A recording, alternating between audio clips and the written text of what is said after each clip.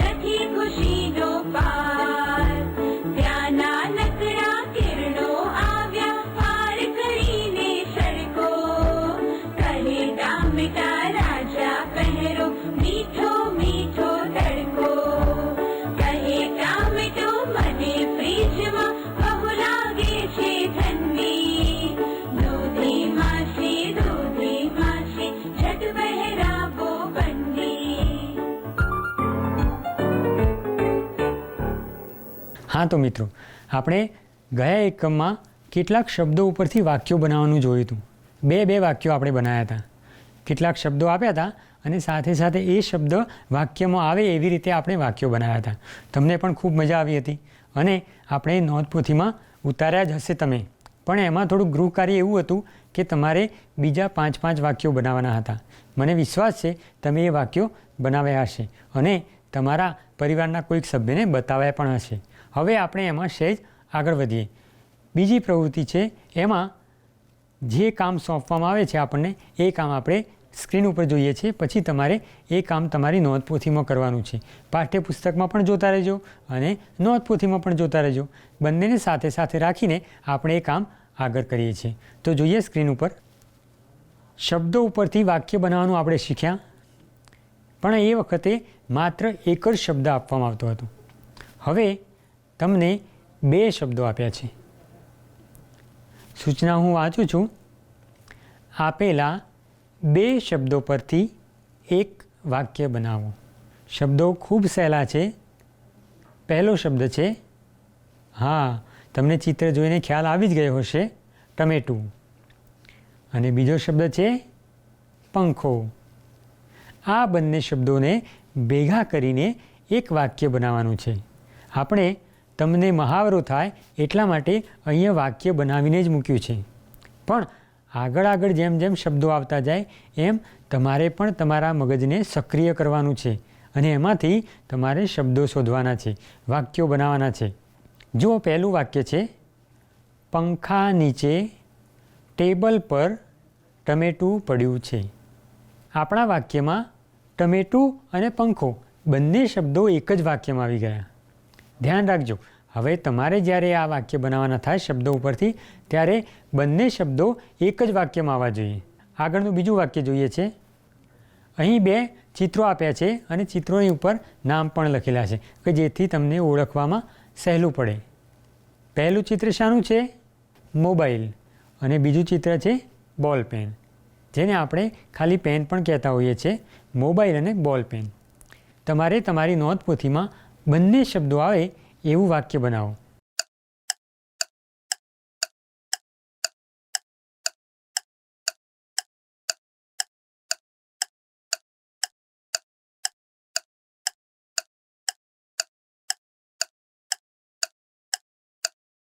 જો તમારું વાક્ય બની ગયું હોય તો આપણે એ વાક્ય આગળ જોઈએ. તમારા વાક્ય સાથે અહીં પણ એક બીજું વાક્ય છે. કદાચ વાક્ય જુદું જુદું હશે, પણ તમે વાક્ય જોજો. કેટલા સરસ મજાના બંને શબ્દોથી એક વાક્ય બને છે. આપણા શબ્દો હતા મોબાઈલ અને બીજો શબ્દ છે બોલ પેન. આપણે બંને શબ્દોને સાથે રાખીને એક વાક્ય બનાવવાનું હતું. તમે પણ બનાવ્યું જ હશે મિત્રો. અહીં પણ એક વાક્ય મૂકેલું છે, મોબાઈલ ફોન અને બોલ પેન મારા ખિસ્સામાં છે. હવે આગળનું વાક્ય જોઈએ આપણે. અહીં પણ બે ચિત્રો આપેલા છે. પહેલું ચિત્ર છે દૂધી અને બીજું ચિત્ર છે ચોપડી. આપણે કોઈક વાક્ય એવું બનાવવાનું છે કે જેમાં દૂધી અને ચોપડી બંને શબ્દોનો સમાવેશ થાય. તમારો સમય ચાલુ થાય છે. તમે વાક્ય બનાવવાનો પ્રયત્ન કરો.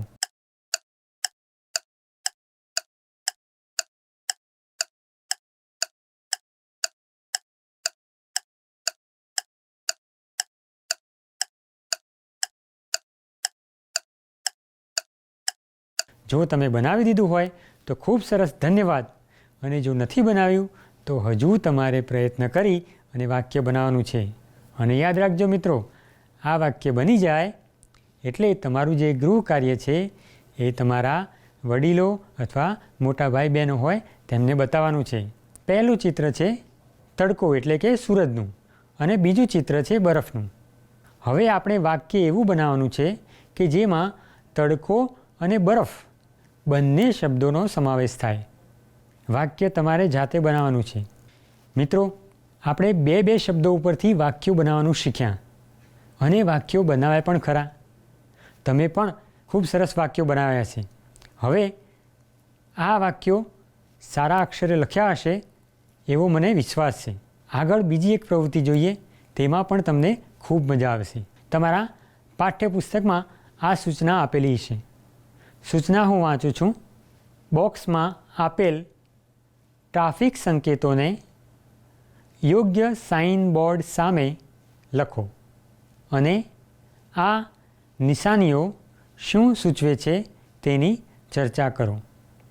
એટલે કે હવે જે પ્રવૃત્તિ આવે છે એમાં સાઇન બોર્ડ એટલે કે નિશાનીઓ હશે અને એ નિશાની શું સૂચવે છે એ તમારે નક્કી કરવાનું છે. અહીં જવાબ આપેલા નથી. એ તમારા માટે ગૃહ કાર્ય છે. કયા કયા શબ્દો જવાબ તરીકે આવી શકે છે એ નહીં, લાલ રંગમાં આપણે નીચે લખેલું છે, જુઓ. એ શબ્દો છે no parking, railway gate, no horn, speed breaker, zebra crossing અને નો એન્ટ્રી. મિત્રો, અહીં જે શબ્દો આપેલા છે એ શબ્દો તમારા કાને ક્યાંય ને ક્યાંય અથડાયા હશે. તમે એ ચિત્રો જોયા પણ હશે. તમે હવે જ્યારે પણ રોડ ઉપરથી પસાર થાઓ, કોઈ હાઈવે ઉપરથી પસાર થાઓ, ધોરીમાર્ગ ઉપરથી પસાર થાઓ અથવા તો નાનકડા રસ્તા ઉપરથી પસાર થાઓ ત્યારે ધ્યાન રાખજો, રસ્તાની બંને બાજુએ આવા નિશાન આવે છે. તમે ધ્યાનથી જોજો. એ નિશાન કોઈ ને કોઈ ચિત્ર કરેલું છે. એની શું સૂચના છે એ તમારે ધ્યાન રાખવાનું છે. એવા ચિત્રો હું તમને સ્ક્રીન ઉપર આપણે જોઈએ છીએ. જોઈએ ચિત્ર પહેલું. જુઓ મિત્રો, અહીં અંગ્રેજીનો એક અક્ષર લખેલો છે પી અને એની ઉપર લાલ રંગથી કુંડાળું છે, એની ઉપર એક લીટી કરેલી છે. આવું ક્યાંય જોયું છે મિત્રો તમે? હા, કોઈક મોટી જગ્યા હોય અને જ્યાં લોકો અવારનવાર વાહન મૂકી દેતા હોય અને જે વાહન મૂકવા જેવી જગ્યા ના હોય ત્યાં પણ કોઈ માણસો વાહન મૂકી દેતા હોય એવી જગ્યાઓ ઉપર ખાસ કરીને આવા સાઇન બોર્ડ એટલે કે નિશાનીઓ મૂકેલી હોય છે. આ નિશાનીનો શું મતલબ થાય એ આપણે એના માટે ખાલી જગ્યા રાખી છે. અહીં પણ એક બ્યુગલ જેવું ચિત્ર છે એટલે કે હોર્ન અને એની ઉપર લાલ રંગનું વર્તુળ છે અને વર્તુળમાં વચ્ચે એક લીટી કરેલી છે. આ ચિત્રનો શું મતલબ થાય એ તમારે વિચારવાનું છે. જુઓ મિત્રો, આગળનું એક ચિત્ર છે. આ જે તમને ચિત્ર બતાવવામાં આવ્યું તે ચિત્ર તમે કઈ જગ્યાએ જોયું છે? જો તમે મુસાફરી કરી હશે તો ક્યાંક ક્યાંક રસ્તા ઉપર બતાવે છે આ ચિત્ર, પણ તમારે ધ્યાનથી જોવું પડશે કે આ ચિત્ર ક્યાં છે. જવાબ માટે આપણે કૌંસમાં જે શબ્દો આપ્યા છે એ શબ્દોમાંથી જ જવાબ મળે છે. અહીં પણ એક ચિત્ર આપેલું છે. ચિત્રમાં ત્રિકોણ છે લાલ રંગનો અને વચ્ચે એક ટેકરા જેવો ભાગ છે. આનો શું મતલબ થાય એ તમારે વિચારવાનું છે. બીજું એક ચિત્ર જુઓ. લાલ રંગના ત્રિકોણમાં એક માણસ ચાલતો હોય એવું દેખાય છે. એ નિશાની પણ કશુંક સૂચવે છે. બરાબર ધ્યાનથી જોવાનું છે. આવું ચિત્ર ક્યાં હોય છે અને એનો શું મતલબ થાય એ તમારે ધ્યાન રાખવાનું છે. તો મિત્રો, આપણે જે નિશાનીઓ જોઈ એ બધી નિશાનીઓ રસ્તાની આજુબાજુ આવે છે. તમે જ્યારે મુસાફરી કરો હવે ત્યારે રસ્તા ઉપર જોતા જજો. ક્યાંક ક્યાંક આવી નિશાનીઓ આવતી જાય છે. એ બધી નિશાનીઓ ચોક્કસ કામ માટે મૂકવામાં આવી હોય છે. એ નિશાની ઉપર ધ્યાન આપીએ ત્યારે આપણું જે ડ્રાઇવિંગ છે એ વધારે સરળ બને છે. હવે કાવ્યને ફરીથી શ્રવણ કરીએ અને ફરીથી પછી આગળ વધીએ. તો જોઈએ કાવ્ય.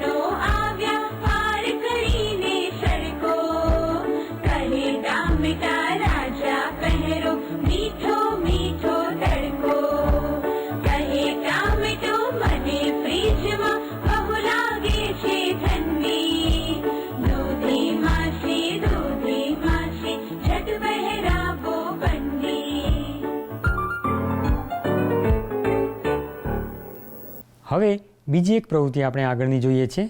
ઉદાહરણ મુજબ કાવ્યમાંથી પ્રાસવાળા શબ્દોના જોડકા બનાવો.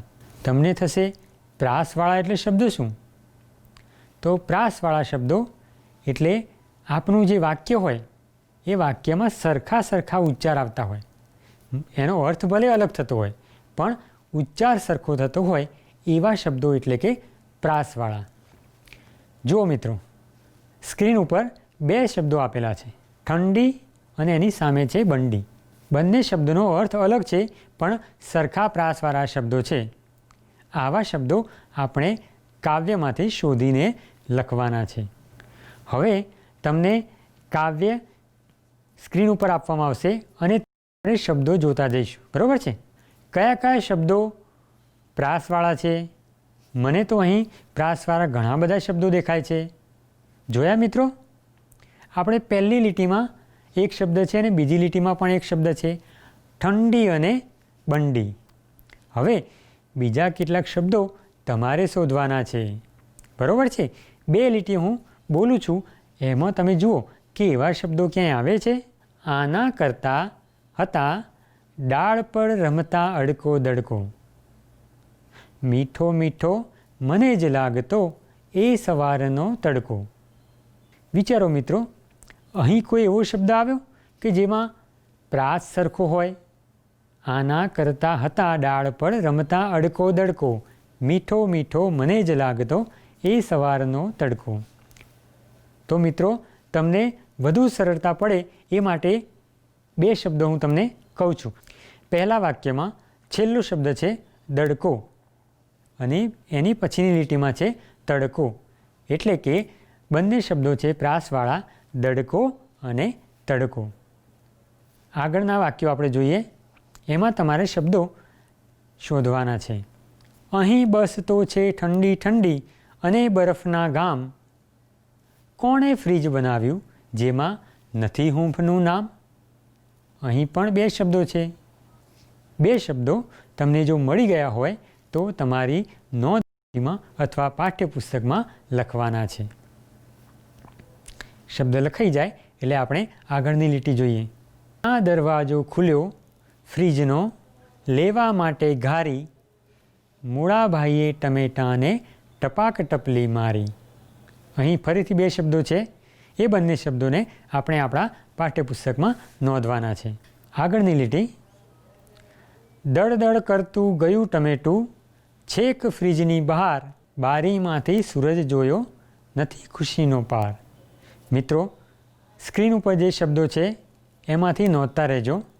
છેલ્લી બે લીટી જોઈએ આપણે. ત્યાં નાના બે કિરણો આવ્યા, પાર કરીને સડકો, કહે ટમેટા રાજા પહેરો, મીઠો મીઠો તડકો. અહીં પણ બે શબ્દો છે. આપણે એ બંને શબ્દો લખી લઈએ છીએ. જોયું ને મિત્રો, આખા કાવ્યમાં કેટલા બધા પ્રાસવાળા શબ્દો મળ્યા. કાવ્ય જેમ જેમ વાંચતા જઈએ છીએ એમ આપણને ખબર પડતી જાય છે કે ક્યાં ક્યાં પ્રાસ મળતો જાય છે અને એ પ્રાસવાળા શબ્દો મૂકતા ગયા. મને વિશ્વાસ છે કે તમે એ શબ્દો નોંધ્યા હશે તમારા પાઠ્યપુસ્તકમાં, બરાબર છે ને? અને કેટલાકે નોંધપોથીમાં પણ નોંધ્યા હશે. હવે આગળ જોઈએ. સરખા પ્રાસવાળા શબ્દોનો મહાવરો કર્યો. હવે એના પછી આપણે બીજી એક પ્રવૃત્તિ કરવા જઈ રહ્યા છીએ. એ પણ ખૂબ સહેલી પ્રવૃત્તિ છે, મજા આવશે. પણ એના માટે આપણે થોડાક સજાગ થવું પડશે. કેવી રીતે? કેવી રીતે એટલે કે આપણે કક્કો તૈયાર રાખવો પડશે. કારણ કે એ શબ્દો જે છે એ આપણે શબ્દકોશના ક્રમમાં ગોઠવવાના છે. આપણી પ્રવૃત્તિનું નામ છે આપેલા શબ્દોને શબ્દકોશના ક્રમમાં ગોઠવવા. કેટલાક શબ્દો આપેલા છે તમને, એ શબ્દોને તમારે શબ્દકોશના ક્રમમાં ગોઠવવાના છે. અહીં સ્ક્રીન પર તમને 5 શબ્દો આપ્યા છે. શબ્દો હું વાંચું છું. ચમચી, લાકડું, વહાણ, કબૂતર અને હાથી. આ 5 શબ્દોને આપણે શબ્દકોશના ક્રમમાં ગોઠવવાના છે. શબ્દકોશમાંથી પહેલો અક્ષર કયો આવશે અને આમાંથી કયો શબ્દ છે કે જે પહેલો આવી શકે છે? બરાબર છે ને? હવે આ 5 શબ્દો ફરીથી વાંચી લઈએ. ચમચી, લાકડું, વહાણ, કબૂતર, હાથી. 5 શબ્દોને આપણે શબ્દકોશના ક્રમમાં ગોઠવવાના છે. થોડુંક યાદ કરી લઈએ કે કયો શબ્દ પહેલો આવે, પછી આપણે સ્ક્રીન ઉપર એક એક શબ્દ મૂકતા જઈએ છીએ. પણ જોડે જોડે તમારે પણ તમારા પાઠ્યપુસ્તકમાં અથવા તો નોંધપોથીમાં જ્યાં પણ આપણે વ્યવસ્થિત રીતે લખી શકતા હોય ત્યાં આપણે આ શબ્દોને નોંધતા જવાનું છે. બરાબર છે? તો જોઈએ આપણે. પહેલો શબ્દ આવે છે કબૂતર. એટલે કે આપણે 5 શબ્દો વાંચ્યા. 5 શબ્દોમાં કથી ચાલુ થતો હોય એવો શબ્દ કયો છે? તો ચમચી, લાકડું, વહાણ અને હાથી. એમાં કોઈ શબ્દમાં ક અક્ષર આવતો નથી. જ્યારે કબૂતર શબ્દ કથી ચાલુ થાય છે. મતલબ કે આપણો પહેલો શબ્દ કયો આવશે? કબૂતર આવશે. હવે આપણે આગળનો શબ્દ વિચારીએ. ક પછી આપણે શબ્દકોશ પ્રમાણે આગળ વધતા જઈએ તો ચ ઉપર આપણો શબ્દ છે ચમચી. વચ્ચેના જે અક્ષરો ગયા એમાં કોઈ શબ્દ અહીં સ્ક્રીન ઉપર છે નહીં. આપણને જે 5 શબ્દો આપ્યા છે એમાં કથી પછી સીધા આપણે ચ પર જવાનું છે. હવે આગળનો શબ્દ જોવાનો છે કે ચ પછી જે બીજો અક્ષર આવે છે એ અક્ષર ઉપર કોઈ શબ્દ છે? અહીં આપણે 3 શબ્દો વધ્યા છે. લાકડું, વહાણ અને હાથી. આખો કક્કો આપણે બોલતા જવાનું છે. જ્યાં જ્યાં 3 શબ્દોમાંથી કોઈ શબ્દવાળો અક્ષર આવે ત્યાં અટકવાનું છે અને ત્રીજો શબ્દ આપણે એ મૂકવાનો છે. તો શબ્દકોશના ક્રમ પ્રમાણે ત્રીજો શબ્દ આવે છે લાકડું. વચ્ચેના શબ્દોમાં કોઈ અક્ષર આવતો નથી. એટલે કે કબૂતર, ચમચી પછી ત્રીજો શબ્દ આવે છે લાકડું. હવે આગળનો શબ્દ જોઈએ. એના પછી આવશે વહાણ. કબૂતર, ચમચી, લાકડું અને વહાણ. આ 4 જે શબ્દો છે એ શબ્દકોશના ક્રમ પ્રમાણે આગળ વધે છે અને છેલ્લો શબ્દ આવે છે હાથી. એટલે કે આપણા આ 5 શબ્દો છે એ શબ્દકોશના ક્રમ પ્રમાણે ગોઠવાયા છે. આપણે આગળની જે પ્રવૃત્તિ કરીએ છીએ એ આ રીતે આગળ પ્રવૃત્તિ કરવાની છે કે શબ્દો આપેલા હશે એ શબ્દોને આપણે શબ્દકોશના ક્રમમાં ગોઠવવાના છે. બરાબર છે. અહીં આપણે એક મહાવરો કર્યો નાનકડો કે શબ્દકોશના ક્રમ પ્રમાણે આપણે શબ્દો સાથે આગળ વધતા જઈએ. અહીં પહેલી જે પ્રવૃત્તિ કરી આપણે શબ્દકોશના ક્રમ પ્રમાણે શબ્દોને ગોઠવ્યા. હવે પહેલીવાર જે પ્રવૃત્તિ કરી એમાં આપણે જવાબ પણ જોડે લખ્યા છે, પણ હવે જે શબ્દો આપણે મૂકવાના છે એ શબ્દોમાં જવાબ તમારે તૈયાર કરવાના છે, શબ્દો ગોઠવવાના છે. તો જોઈએ આપણે શબ્દો. અહીં સ્ક્રીન પર તમને 5 શબ્દો આપવામાં આવ્યા છે. પહેલો શબ્દ છે ટમેટું, બીજો શબ્દ છે ઠંડી, એના પછી બંડી, તડકો અને છેલ્લો શબ્દ છે સૂરજ. ટમેટું, ઠંડી, બંડી, તડકો અને સૂરજ. આ 5 શબ્દોને આપણે શબ્દકોશના ક્રમ પ્રમાણે ગોઠવવાના છે. તમારે શબ્દકોશનો ક્રમ યાદ રાખવાનો છે. હવે અહીં જે 5 શબ્દો આપવામાં આવ્યા છે તે 5 શબ્દોને ગૃહ કાર્ય તરીકે લેવાના છે અને જ્યારે ફરીથી મળીએ ત્યારે આ ગૃહ કાર્ય આપણે તૈયાર કરીને રાખવાનું છે. અને એના ભૂલતા મિત્રો કે આપણું કરેલું ગૃહ કાર્ય આપણા વડીલોને અથવા મોટા ભાઈ બહેનોને બતાવવાનું છે અને એમની પાસે ખરાઈ કરાઈ લેવાની. જો ભૂલ પડી હોય તો સુધારી પણ લેવાની અને આ કાર્ય આપણે આગળ વધારવાનું છે. તમને શબ્દકોશનો ક્રમ પણ હવે તો આવડી ગયો છે. તો મિત્રો આજનું આ આપણો એકમ પૂરો કરીએ એ પહેલાં કાવ્ય ફરીથી ગાઈ લઈએ આપણે. બરાબર છે ને? કાવ્ય ગાવાની મજા આવી હતી ને? આપણે ફરીથી એ કાવ્યને ગાઈએ. ચાલો. તો મિત્રો આપણો આ ઠંડી નામનો એકમ સરસ રીતે પૂર્ણ કર્યો છે આપણે. અને હવે આપણે પાઠ્યપુસ્તકમાં જ્યાં જ્યાં નોંધ કરવાની છે ત્યાં તમે નોંધ સરસ રીતે કરી જશે. જો કોઈ મિત્રને નોંધ કરવાની રહી ગઈ હોય તો ફરીથી એકમ વાંચી અને એમાં આવતા શબ્દો અથવા તો એના જે જવાબ માગ્યા છે એ પ્રમાણે આપણે ગૃહ કાર્ય કરવાનું છે. અને હા, પહેલાં જે ગૃહ કાર્ય આપ્યું છે શબ્દકોશના ક્રમમાં પછી વાક્યો બનાવવાના એ પણ આપણે કરવાનું છે. બરાબર છે ને? તો ચાલો મિત્રો, આવજો.